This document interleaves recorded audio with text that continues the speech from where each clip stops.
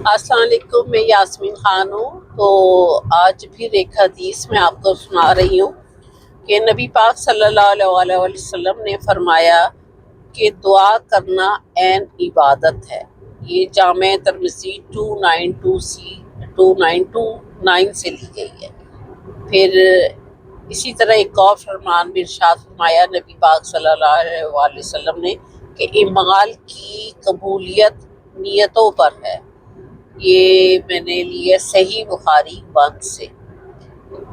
तो फिर एक और भी नबी पाक ने इरशाद फरमाया कि जन्नत की कुंजी नमाज है।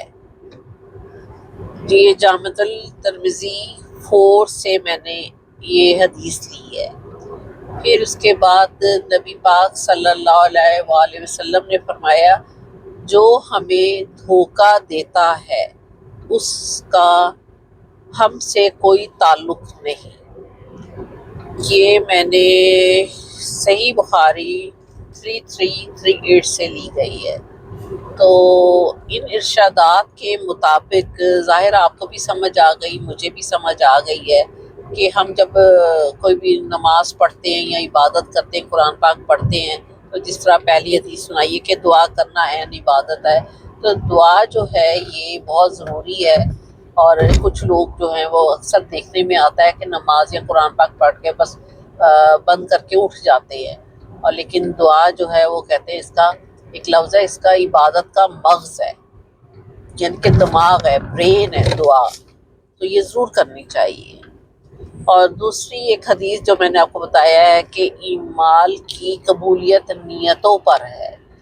ये भी ज़ाहिर है इसी का मतलब ये यूँ ही निकलता है कि जो हम काम करते हैं हम पहले उसके लिए लाजमी हमारी कोई नीयत बनती है, चाहे वो अच्छा काम हो या बुरा हो, तो फिर ही हम उसको प्रैक्टिकली अंजाम देते हैं। तो अगर हमारे अंदर नीयत अच्छी है तो हम प्रैक्टिकली भी वैसे ही काम करेंगे, और अगर नीयत बुरी है तो प्रैक्टिकली हम उसको बुरा ही काम करेंगे। तो ये उसके ऊपर डिपेंड करती है। जैसे कुरान पाक में भी है, याद आए कि इन्नमल आमालो बिल नियत है, आपने अक्सर पढ़ा होगा। फिर तीसरी हदीस जो मैंने बताई है आपको कि जन्नत की कुंजी नमाज है।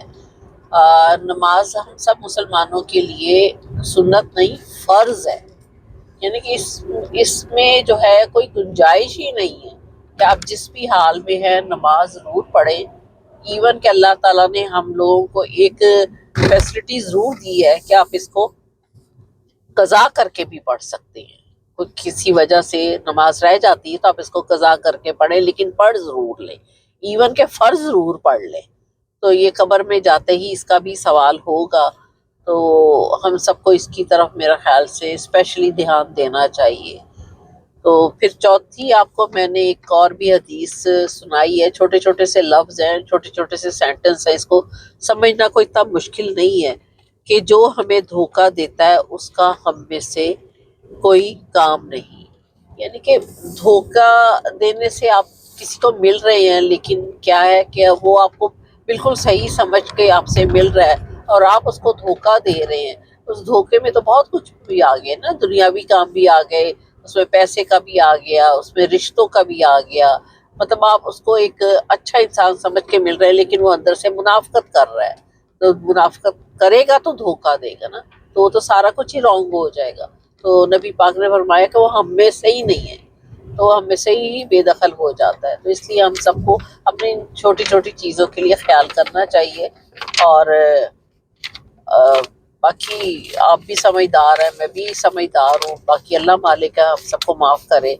तो मेरा चैनल है जी 7RYK, हो सके तो आप इसको यूट्यूब में भी, इसको टिकटॉक पे, इंस्टाग्राम पे, फेसबुक पे आप हर जगह देख सकते हैं। और मेरे चैनल 7RYK को आप सब्सक्राइब भी कीजिएगा, जो जो देखिए, और लाइकिंग और डिसलाइकिंग का ज़रूर अपना इजहार कीजिएगा। Thank you very much. खुदा हाफ़िज़।